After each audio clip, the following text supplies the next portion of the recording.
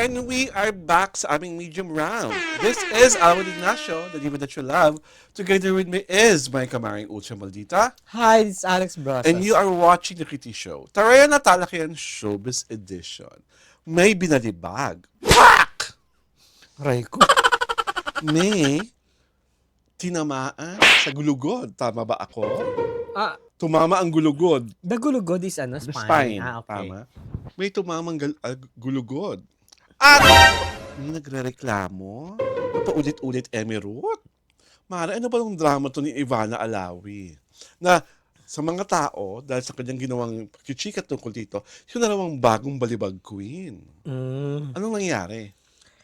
Kasi dun sa isang online Show? show, it was discussed by the main hosts, Mhm. which I will never name. Charot! Okay. Because he should not be named. Charot! Okay. Go. Tawag dito. So, kausap niya, discussion, live, No, it's not live. Parang, conversation nilang nila. a conversation, hindi via Ni phone Ivana, patch. oo, parang- At sinishika niya lang. Oo, Nung nakausap kasi- niya si Ivana. Parang Ivana was reacting na siya ang nagsumbong sa ABS-CBN management na, na nasaktan siya okay. during the balibag scene Mhm. with Jameson with Blake. Jason Blake in a crucial moment sa Love is Never Gone. Love is Never Gone. Mm. Parang itinama niya yung chika Na, na siya ang nag-report sa ABS-CBN executives. sino ba ang, kayo na ba may report ba na may ibang nag-report sa executives? Hindi, kasi apparently, the unang report was, siya ang Nagsabi. nagsabi. Ivana agad. Si Ivana na nag-report sa executive, nag-complain, ganon. Mm. Second, So, nag-react siya. Kasi the same vlogger ang nag-report nun eh. So, tutunawagan niya si it's Yung- not yung- me ang nag-report. okay. It's the production production. ang nag-report. Kasi, every ganap during the taping, nire-report sa higher ups. higher ups. So, klinaro niya yon. So, ang niya kasi, ang claim ni Ivana, according to the vlogger, Mm. ang claim niya is that maraming take Ilang takes? hindi niya sinabi. So nakarami Basta ng maraming take kasi hindi daw ma-perfect ni Jameson Blake Ang alin? yung eksenang ibabalibag siya sa kama. Mm.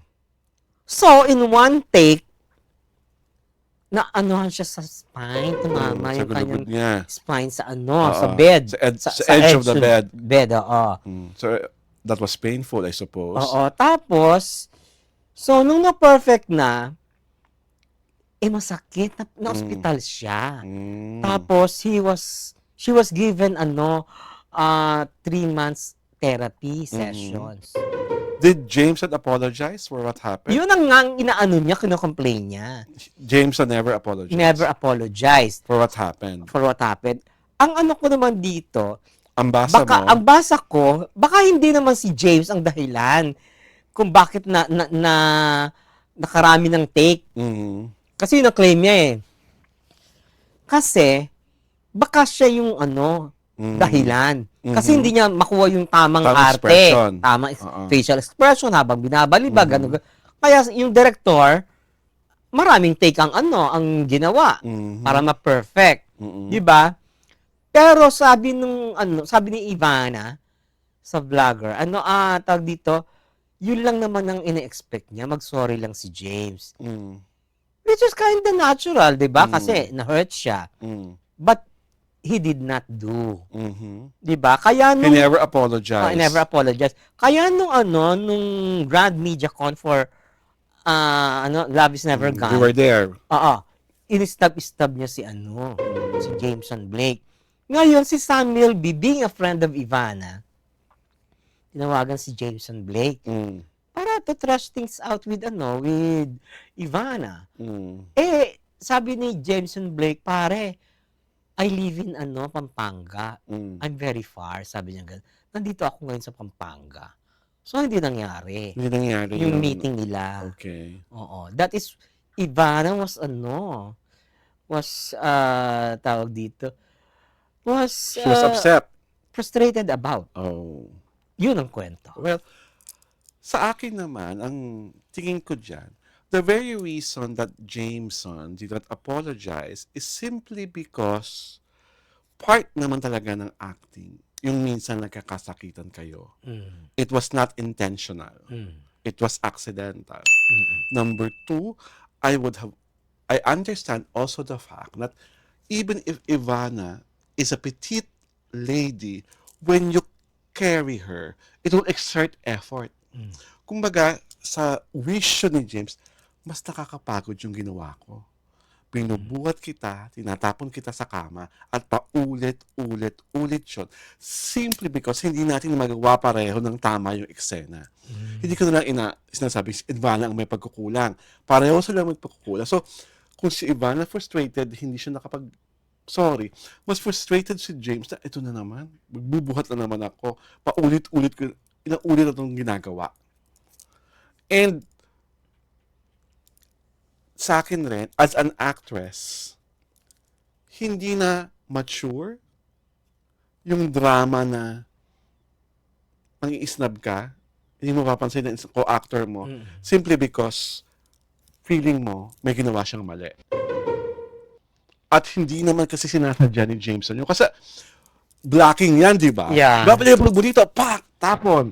Iba pa niya pag-relasyon ni James. Yung pagbagsak niyang yun, yung pagganon niya, siya yung, di ba? Siya yung nagkamali ng babagsakan. Kasi sa angulo mo tignan yun. Kung blocking yung body back, hindi naman hindi naman siya parang sako ng bigas na ihahagis lang. Kumbaga, kunyari kung ang director na eksena si Direk Jojo o si Direk Manny, o dito mo siya babagsak sa gitna. Diba? Eh kung paulit-ulit nga yun naman, hindi mo talaga maaano yung aksidente. But still, the gentleman thing to do for James is to say sorry. Kaya lang baka mamaya kung magsasorry naman siya, may ibang reaction na rin. Pinaplastic naman ako, hindi sincere yung pagsasorry. Diba? So si James, kesa palalain pa yung issue, tumahimik na lang. Open up, o ayan, discuss natin. Ang ano kasi, it wasn't clear kung nag-complain si Ivana. Dapat kasi yun. Kasi baka hindi alam ni Jameson, ni Jameson na may complaint. nasaktan siya. Oo. True. Diba? Kung siguro kung nag-aray siya o nag-ano siya, siguro Kung naman right Jameson, then, after the scene, umaray siya. umaray siya. Tiyak naman yun na he will di James ba? will apologize. James will apologize. Baka, I don't think it's that rude. oo. Hindi siya hingi ng patawad agad-agad. Di ba? Parang on Ivana's part, baka yun ang fault niya. Maaari. Pwedeng yun, di ba? Kasi dapat kasi yan, for you, kasi co-star sila Saka hindi. Imposible hindi yan napansin sa shooting eh. Nandun yung mga director, nandun yung mga ADs. Doon pala kung alam nila nasaktan si Ivana, oy, James. Di ba? Na ano na yan eh. Somebody will tell James. Oo, somebody will tell James. So obviously, saka kung talagang 3 months? Pinagpahinga or whatsoever? 3 months na therapy. 3 months na therapy. So, nagtataka rin naman ako, bakit hindi napansin ng mga director? Ng blocking director, ng mismong director, na nandoon during all the scenes. Diba? Kasi hindi dapat yun eh. The edges siguro, dapat may mga cotton di ba? Para, kasi, may safety, may precautions. safety measures, para pag tsaka man, the impact will not be that great. Di ba? Well, there are always naman two sides of the truth. Truth siya ni Ivana. One of these days, if Jason would like to talk about it, pwede. Kung hindi rin naman, okay na yan. Diba? Nasusunod na lang talaga, dapat doble yung pag-iingat, lalo na kung may mga mararahas na eksena. Oo. Diba? And we just hope that itong nangyari to will not be repeated, hindi na ulit mangyayari pag may mga eksena na namang marahas si Jameson at si Ivana. Kasi hindi ko alam yung dynamics ng mga character nila, baka sila nag-aaway eh. Sana nga ma-repeat, para maka-artist siya ng tama, si Ivana. Charot! Diba? Kasi naman, Ivana naman, Ayoko lang paulit-ulit.